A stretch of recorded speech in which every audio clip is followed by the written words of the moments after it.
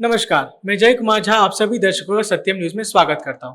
हमारे आज के मेहमान हैं जन अधिकार पार्टी के राष्ट्रीय महासचिव एवं पूर्व सांसद श्री पप्पू यादव जी के पुराने सहयोगी और पटना के कुम्हरार विधानसभा सीट से जन अधिकार पार्टी के भावी प्रत्याशी श्री राजेश रंजन उर्फ पप्पू जी।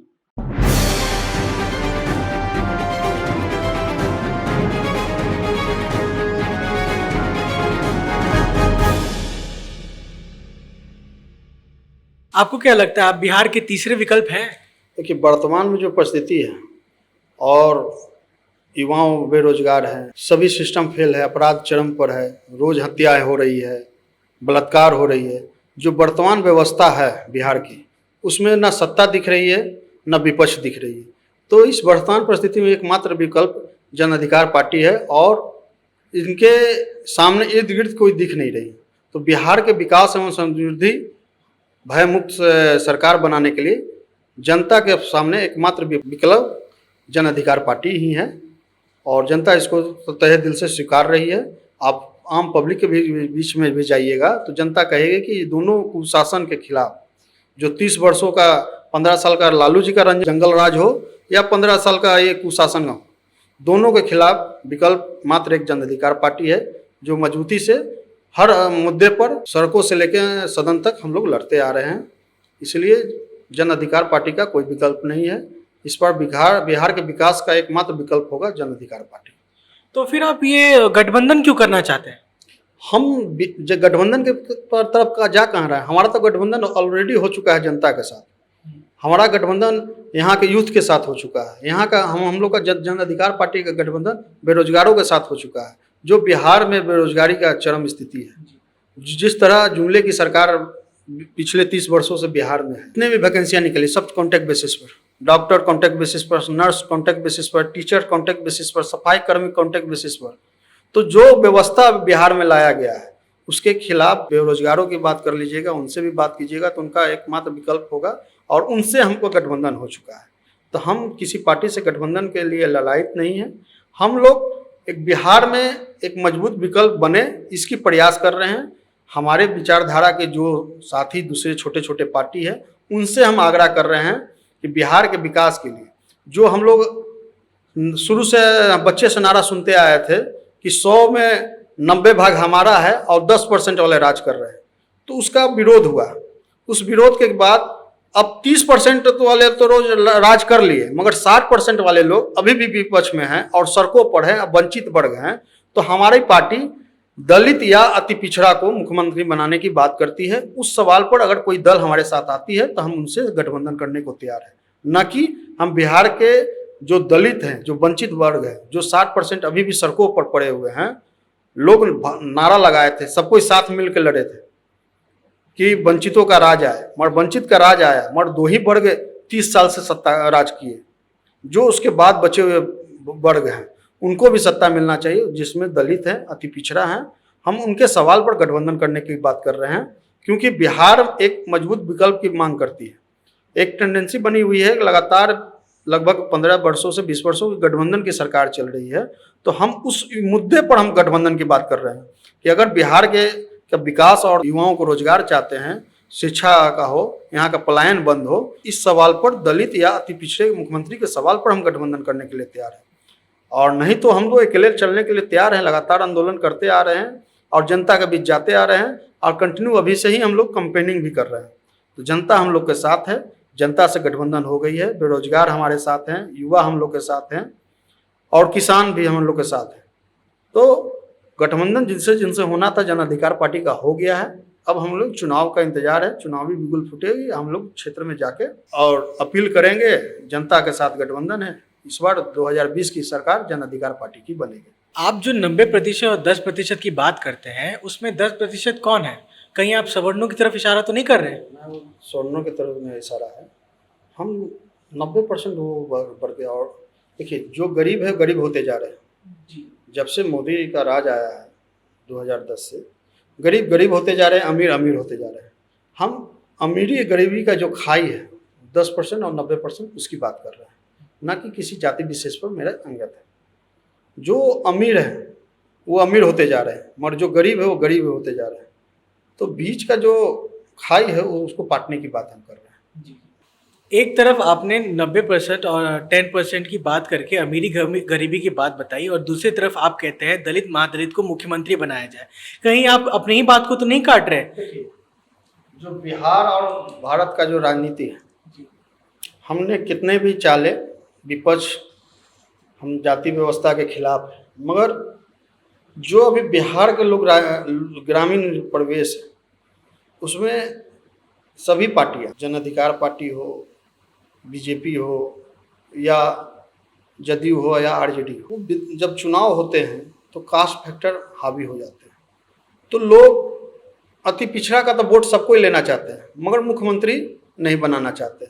दलित का वोट सबको चाहिए, 28% दलित है, 32% अति पिछड़ा है। जब तक ये अति पिछड़ा दलित की जनगणना हो रही है, हमारी मांग है कि जातीय व्यवस्था समाप्त किया जाए। जो आरक्षण का प्रावधान है सरकार में, वो आबादी प्लस आर्थिक, जो अर्थव्यवस्था होता है, जो आर्थिक रूप से कमजोर है, उस आधार पर होना चाहिए। आबादी प्लस आर्थिक रूप से कमजोर लोग हैं उनको, जैसे दलित का आबादी ज़्यादा है, उस हिसाब से उनको परसेंटेज मिलना चाहिए। उसकी बात जन अधिकार पार्टी शुरू से करते आई है। मगर जब तक वो व्यवस्था लागू नहीं हो जाता है, जब तक हम सरकार में नहीं आ पाते हैं, तब तक तो हमको जो वर्तमान परिवेश में जो जातीय व्यवस्था है उसकी बात तो करनी होगी। जो दलित भाई, जो दलित कभी 3 डिसमिल जमीन पर वोट दे देते हैं, कभी रेडियो के नाम पर वोट दे देते हैं, कभी पता चलता है कि 5 किलो चावल मिलेगा इसके नाम पर वोट दे देते हैं, उनकी बात तो करनी होगी। उनके समाज में भी पढ़े लिखे लोग हैं, उनको आगे आना होगा अपने जब तक, जैसे वंचित समाज वर्ग है, वंचित वर्ग में लोग पढ़े लिखे लोग भी हैं, उनको जब तक आगे नहीं मिलेगा, वो अपने समाज की बात नहीं करेंगे तो समाज उनकी आगे नहीं बढ़ पाएगी। कि बाबा भीमराव अम्बेडकर ने जो आरक्षण का जो नियमावली बनाया था संविधान में, भारत के संविधान में जो है, जिसको हम भूल नहीं सकते हैं, जिसको हटा नहीं सकते हैं, जो आरक्षण का प्रावधान किया गया है, जो अभी वर्तमान सरकार ने अति पिछड़ा को आरक्षण दिया पंचायती राज में, तो उस व्यवस्था को हमको साथ लेके चलना होगा।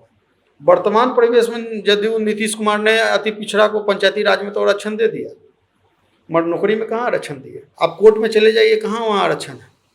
वहाँ अभी भी नॉमिनेट है। जिनके दादा परदादा जज हुआ करते थे, उन्हीं के बेटा पोता वकील हो जाते हैं, उसके बाद हाई कोर्ट सुप्रीम कोर्ट से नॉमिनेट हो जाते हैं। तो उस जहाँ जिस वंचित वर्ग की बात कर रहे हैं, उस वंचित के वर्ग के लोग उस जगह पर नहीं आएंगे जहाँ कानून बनाए जाते हैं, जहाँ कानून पालन किए जाते हैं, तब तक कानून पूरे बिहार में, पूरे देश में लागू नहीं होंगे। इसलिए दलित और अति पिछड़ा की हम बात कर रहे हैं, ना कि कोई जाति विशेष की बात कर रहे हैं। अति पिछड़ा में लगभग 32 जातियाँ आती हैं, जो पूरी तरह से वंचित है, समाज के मुख्य धारा में नहीं अपने आप को देख पाते हैं। तो हम लोगों ने शुरू से कहा था कि जो आरक्षण का लाभ है, जैसे रामविलास जी को लगातार आरक्षण मिला, 77 से अभी तक लगातार सदन का सदस्य, दूसरा पासवान नहीं है, तो लोगों को जगाना होगा। जन अधिकार पार्टी बात करती है, जिनको एक बार आरक्षण का लाभ मिल गया उनको दोबारा नहीं मिलना चाहिए, क्योंकि वो संपन्न हो जाते हैं। मगर वो व्यवस्था भी कानूनी रूप से लागू नहीं हुआ है। जब तक कानूनी रूप से लागू नहीं होता है, तब तक हमको अति पिछड़ा, दलित वर्ग और समाजीय वर्गीकरण, जो समाज को बांटा गया है सरकार के द्वारा, उसकी बात करनी होगी। जो 28% अभी वंचित है, सड़कों पर मार खा, अभी समझिए रोजमर्रा की ज़िंदगी जी रहे हैं, उनको सुबह घर से निकलते हैं तो शाम में का खाना उनको मिलेगा कि नहीं नसीब होगा, ये स्थिति है। जो अति पिछड़े समाज की बात हम कर रहे हैं, ऐसे ऐसे अति पिछड़े समाज के लोग भाई हमारे हैं कि उनको एक अगर आज घर में कोई बीमार पड़ जाएगा तो वो कहीं प्राइवेट हॉस्पिटल में इलाज कराने लायक नहीं है। तो जो व्यवस्था है समाज में, उसकी चर्चा तो करनी होगी। हम एक राजनीतिक पार्टी हैं, जो व्यवस्था है उसको लेके चलना होगा। तो क्या आप सड़क पे से किसी भी व्यक्ति को उठा के मुख्यमंत्री का पद दे देंगे? देखिए, जो दलित और महादलित अति पिछड़ा की बात हम कर रहे हैं, उसमें भी बहुत लोग पढ़े लिखे हैं, किन्हीं एक को आना होगा आगे, और जो चुनाव लड़ेंगे वही विधायक बनते हैं। ऐसा नहीं है कि हम किसी रोड साफ चलते हुए व्यक्ति की बात कर रहे हैं, किसी उसमें अति पिछड़े में बहुत हैं। संविधान में भी कुछ सीट आरक्षित हैं दलित के लिए, उसमें भी बहुत पढ़े लिखे लोग आते हैं। जब बिहार के विकास की बात होगी, बिहार के समृद्धि की बात होगी, तो ऐसे व्यक्ति आपके सामने खुद पर खुद आ जाएंगे और उन्हीं को हम लोग मुख्यमंत्री बनाने की बात कर रहे हैं।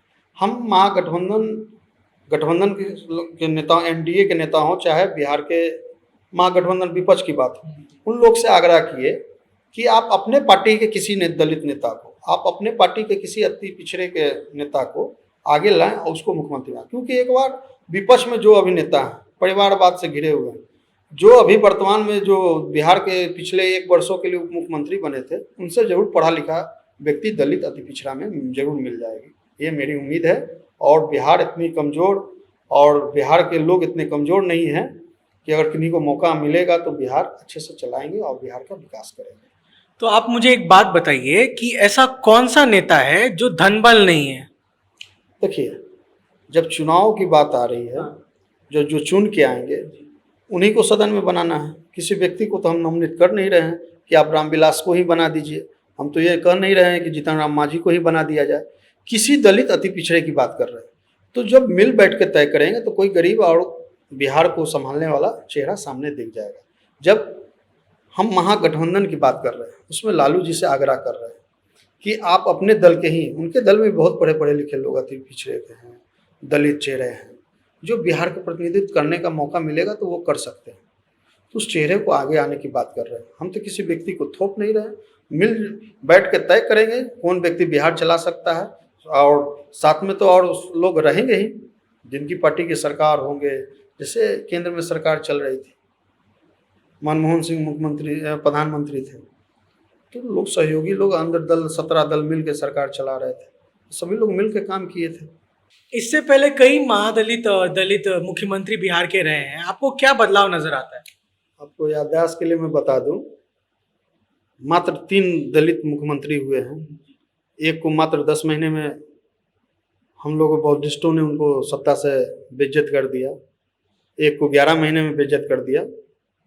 एक रामजीवन बाबू थे जो गरीबों के लिए काम किया था, जिनकी स्मृति हर जगह आपको दिखने को मिल जाएगी। वो बिहार के विकास में जरूर एक कदम चलने की कोशिश किए थे, मगर उनका भी कार्यकाल लंबा नहीं हो सका था। जब जब अति पिछड़ा दलित को मौका मिला है, बिहार को बढ़ाने में कुछ न कुछ योगदान दिए हैं। जिस तरह पिछले बार जीतन राम मांझी हाल फिलहाल में बने थे, तो प्राइवेट नौकरियों में आरक्षण की बात की थी, ठेकेदारी में आरक्षण की बात की थी। तो जो उनके समाज के बदलाव की बात थी वो करना चाहें, तब तक उनको बौद्धिस्टों और कथाकथित बड़े लोग, समाज के जो ठेकेदार हैं, उनके द्वारा उनको सत्ता से बेदखल कर दिया जाता है। अगर एक बार पूर्णकाल 5 साल का कार्यकाल करने का मौका दिया जाए और हम लोग उनको सहयोग करें, बिहार और केंद्र, तो वो जरूर बिहार का विकास करेंगे। ये हमारी उम्मीद नहीं, विश्वास है।